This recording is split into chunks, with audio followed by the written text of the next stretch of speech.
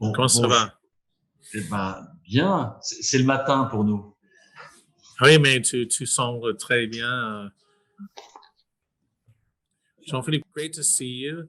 And I'm looking forward to tasting the 2018s with you. And I've already tasted about 1,200 wines. And there's some fantastic wines. I think the élevage really improved the wines. And what's interesting is, you had such a difficult growing season and and also the dry spell and the hot spell in the summer. So there was a tendency to have you could have had really powerful and alcoholic wines, but actually I'm impressed with the balance of the wines and the quality of the tannins, and also how the wines in general, not just your wines, but most of the wines I tasted, you can still really taste the character of the appellations and of the particular chateau in their vineyards. In years past, let's say even in great years like 2009, they're very marked by the vintage. But these wines in that, 2009, lots of fruit. But these wines, there's still subtle character besides great tannins. There's beautiful aromas. So, yeah, what do you think about that? Do you think it's more because nowadays winemakers in Bordeaux and chateaus understand better how to deal with these pretty extreme vintages? How have so many people made such excellent wines in a difficult vintage like 18?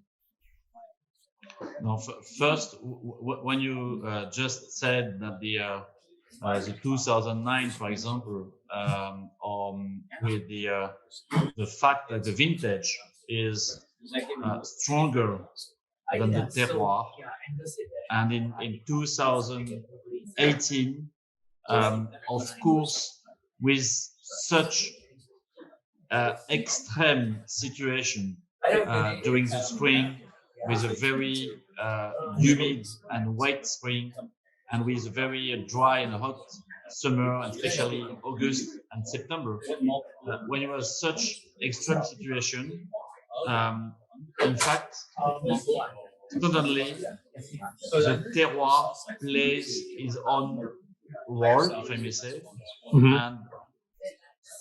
and is always the case. When you have a difficult, challenging year, finally, the terroir is stronger than the winemaker. Interesting. That's really, I see what you mean. Meaning in a year where it's really changing a lot, in the end, the terroir really gives its character, because a very homogeneous year like 2009, hot, the grapes are just always just being nicely matured. Then the vintage is more prevalent, and because 18 is like the thing about 18 is it's not homogeneous. It was really extreme, different character. So all that can come out is really the true character of the. That's really interesting. I hadn't thought it's the And what can I add for the and for your comment about the balance between the level of concentration and the level of alcohol, and but also the level of the acidity, of the freshness. The truth that in 2010, 2016, 2018, we have such powerful vintage, powerful wines, very concentrated with a high level of alcohol, but on the same way, we have on the other side, we have such well-balanced wine with such freshness. It's amazing to see that until now, this I would say this scary situation with the global warming effect. That in fact all of us are thinking about the level of alcohol, for the future, and so on and so on. But until now, I have to say, and it's very bizarre, if I may say bizarre, or to see that even if the wine is very concentrated with very high IPT, very high level of alcohol, they are still Bordeaux style. They are still Exactly. balanced, fresh, Yeah. heavy, and it's almost a miracle. But also, I think It's cool. On the winemakers philosophy, I think everybody in Bordeaux is thinking about more focus on balance, starting the harvest earlier than before. We are not waiting for waiting. Yeah, in the old days. Or maybe waiting for the neighbor. So you never did that.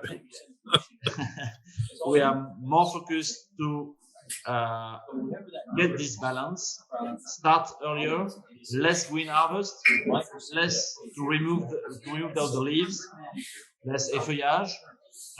So the tendency is to put the fruit not under the sun, but protected to be under the shadow of the leaves, not to cut everything.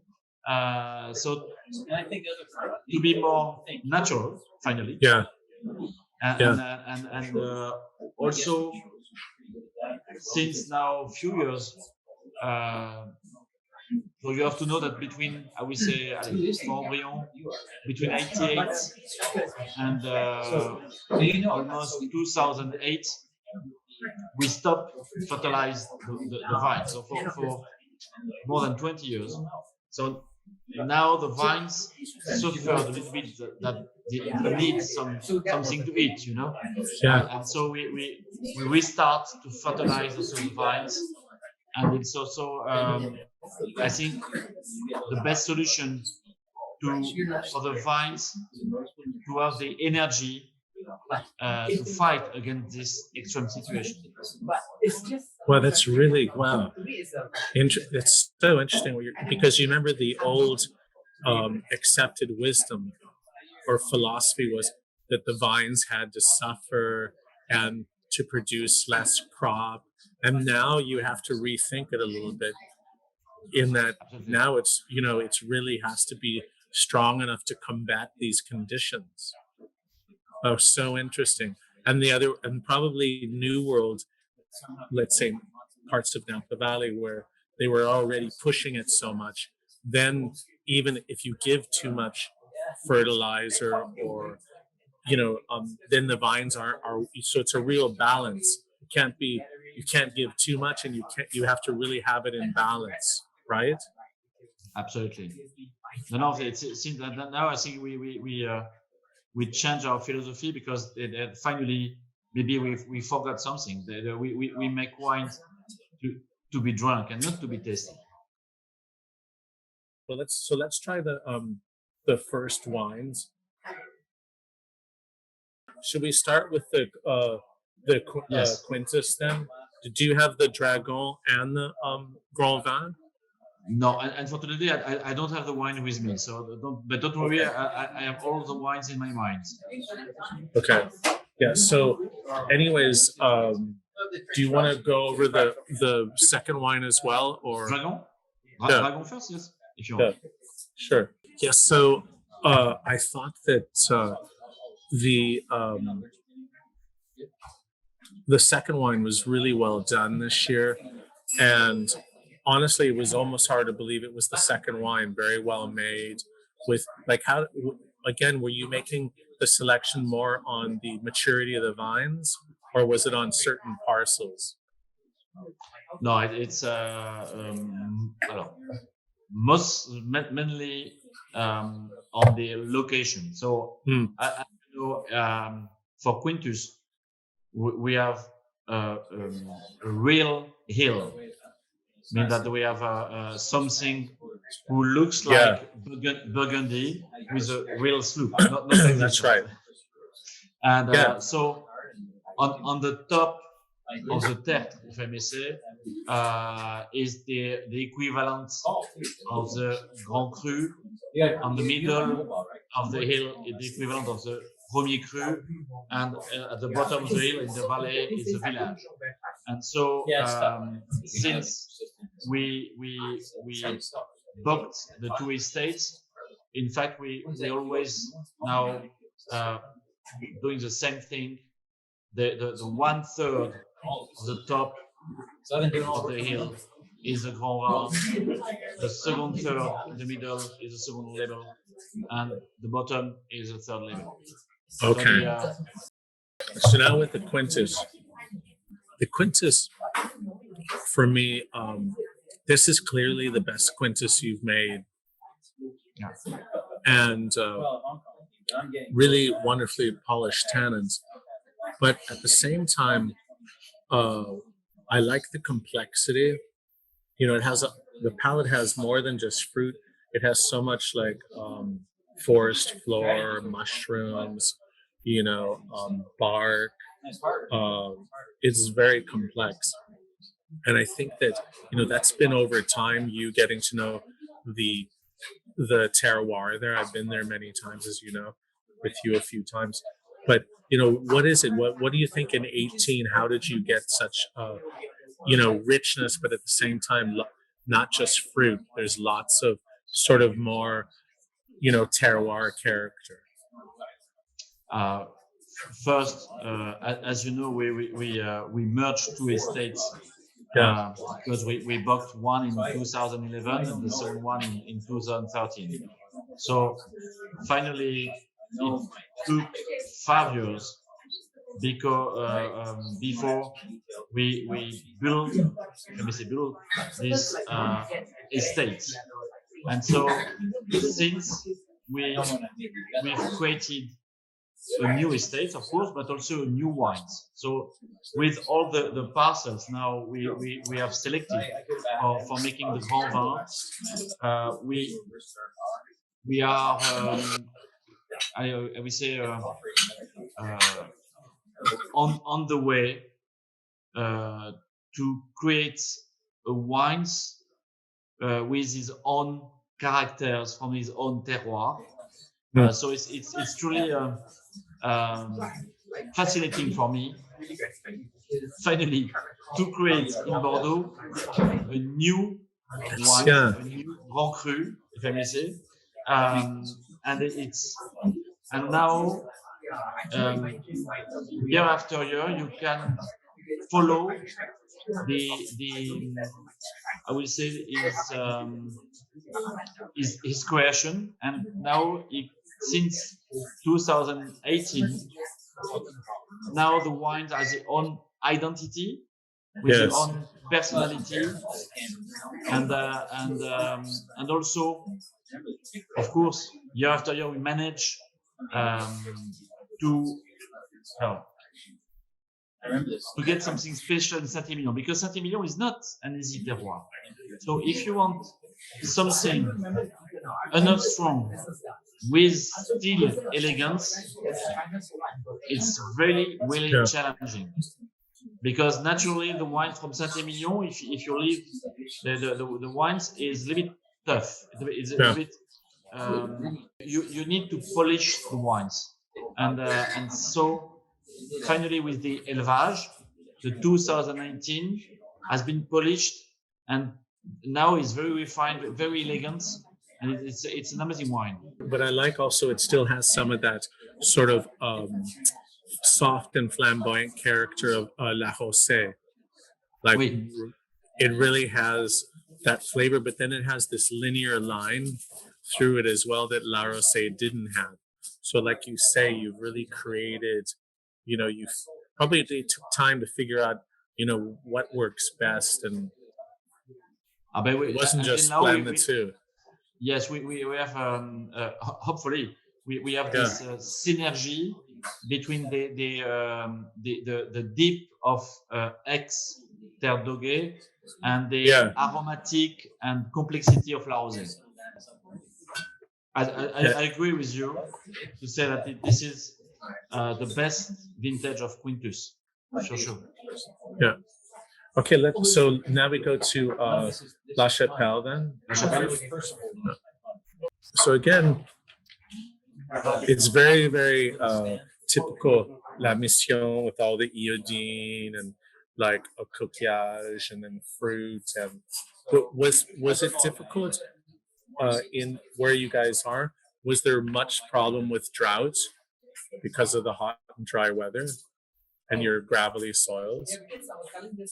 No, la mission, we didn't have any problems in terms of water, even if the August and September were very dry.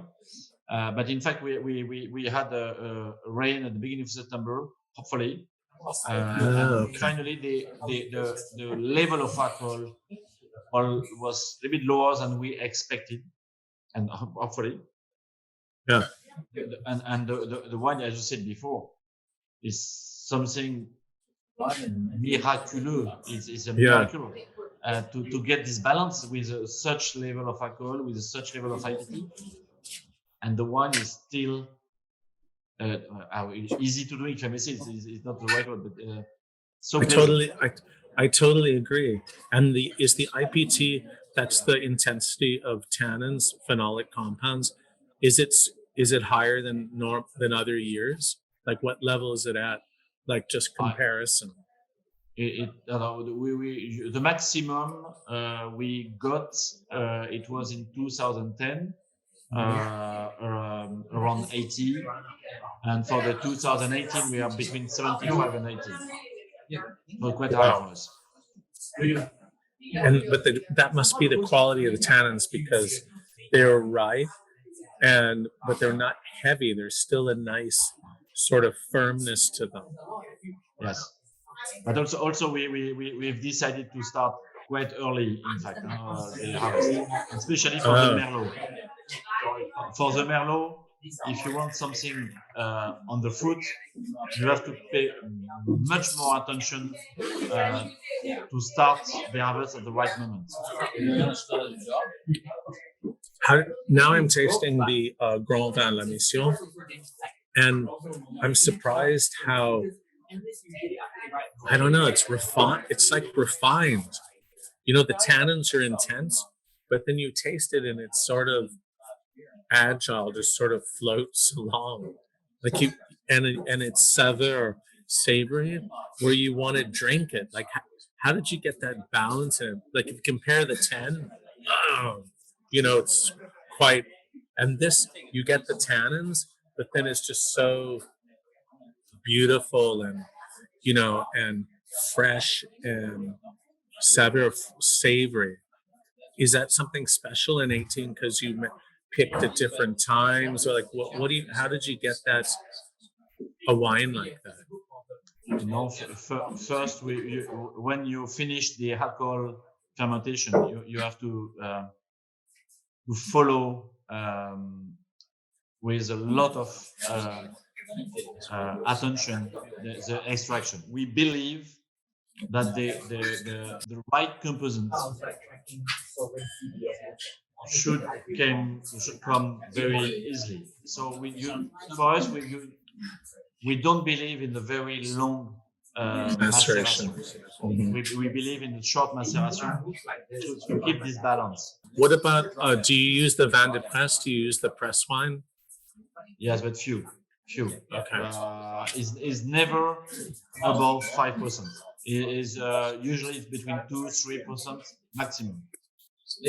So that's interesting too, because I remember when I started going to Bordeaux in the 80s and spent a lot of time with your father and even Emile Peynaud in Passac. And that back then, the macerations were more like 10 to 14 days. And then it's almost like going back to that time. Absolutely. You know? Isn't that interesting? So we've really done the full circle. But of course, the winemaking and viticulture is so much more precise. But it's still interesting that's why I like to say that the wines have a real classicism, like neoclassicism, back to what I remember when I was tasting in the 80s. But they're so much better now. For sure, the tools that we have today is allows us to be much more precise than before. Okay, let's go try the Clarence now. Then. Clarence de Haut-Brion. Okay, Clarence de Haut-Brion is really a second wine by the fact that the style of the wine is truly from the Terroir of Haut-Brion. Is the Haut-Brion style. And the dimension is not the same. Clarence for me is almost more elegant than La Chapelle. And more grand vin than second vin. I totally agree, because for me it's the quality of the tannins and how the finale, the finish, like and then all of a sudden like a grand vin. Really, no, it's a very nice Clarence. Very nice. So now the final wine, the king, the Haut-Brion.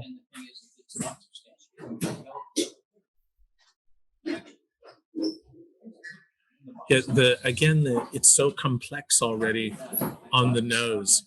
And what's interesting for me is normally young Haut-Brion can often be very closed, but it's really open in the aromas and very complex and really showing Haut-Brion character. Normally in the old days, you had to wait years to get that. It was sort of timid.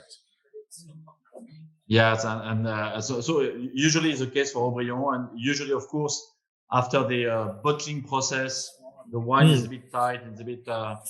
It's not the best period to show the wine, but I have to admit that for the 2018 in general, and especially for Haut-Brion, they are showing very well at this stage. So tell us that's a fantastic wine. Tell us, just to finish, a little bit of your thoughts of the 2020 vintage. If you believe in the numbers, I will say it's another trilogy, because as you said, you were in Bordeaux, 88, 89, 90, 98, 99, 2000, 2008, 2009, 2010, and now we have this another series with the 2018, 2019, and 2020.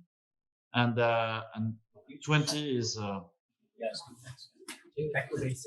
I'm afraid that I have to say it's another great vintage. It's another great vintage. So apparently there was more pressure from mildew, like in 18. What was it, more difficult vintage than 18, or that was really a minor problem on mildew? No, I think in 18. It was more challenging than 2020. Okay, good. But it was challenging, and it was challenging, but less than 2018. And after, as you know, we had a very superb summer. So no, it's you will see. You will see. I look forward to trying it.